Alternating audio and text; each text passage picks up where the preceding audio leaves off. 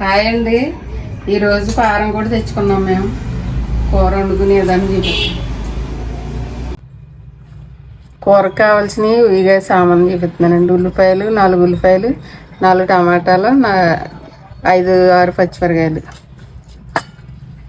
ఎల్లుల్లిపాయలు, జీలకర్ర, ధనియాలు, గసగసాలు, చెక్క, పువ్వు, ఇక లవంగ మొగ్గలండి, అల్లం. ఇవన్నీ చికెన్లోకి వేస్తాయి. గట్టి మాసం కదండి, కుక్కర్లో వేసుకోవాలి. బాగా ఉడుకుతుంది. నూనె వేసి ఉల్లిపాయలు వేసి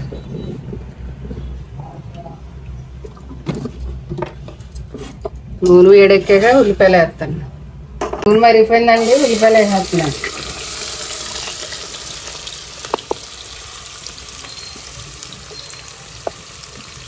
టమాటాలు కూడా కోసుకుని మగ్గాక ఉల్లిపాయలు మగ్గాక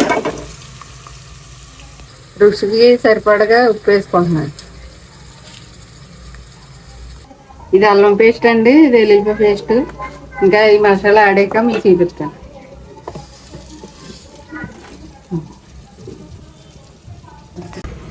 ఉల్లిపాయలు మగ్గినాయండి, టమాటాలు వేసేస్తాను. ఈ మధ్యలోగా మసాలా అవి పడదామండి. అల్లం వెల్లుల్లి పేస్ట్, అది ఎల్లుల్లిపాయ, ఇది అల్లం వెల్లుల్లి పేస్ట్. మసాలా కూడా వేసేస్తున్నాను. కారం, పసుపు కూడా వేసేస్తాను. పసుపు చెంచాడు వేస్తున్నానండి. కారం 2 చెంచాలు వేస్తున్నాను. 2 చెంచాలు కారం వేసాను. మొత్తానికి కలిపేసుకుని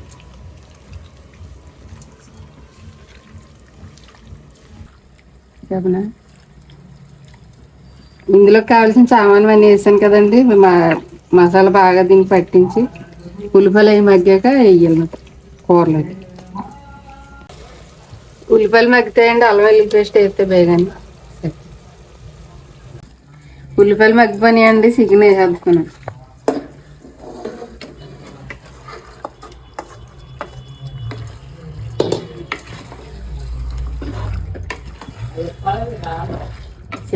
కుక్కర్లో అయితేనే ఇది ఉడుకుతుందండి బాగా.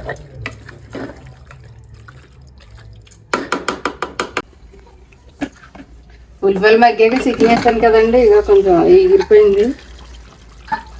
ఇంకా నీళ్ళు వేయలేదన్నమాట, ఇందాక అలాగే వేస్తాను.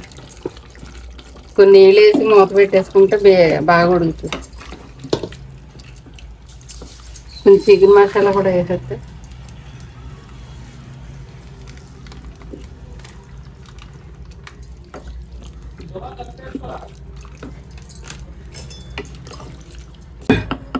ఉప్పు సరిపోయిందో లేదు చూసి కొంచెం ఉప్పు వేసుకుని మూత పెట్టేసుకోవడం. సరిపోయింది, ఇంక మూత పెట్టచ్చు.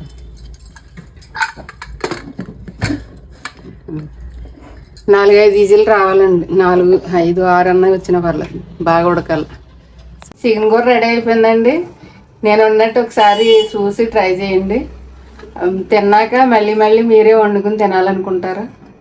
చాలా బాగుంటుంది, చాలా రుచిగా ఉంటుందండి. ఒకసారి ట్రై చేసి చూడండి, కామెంట్లో పెట్టండి.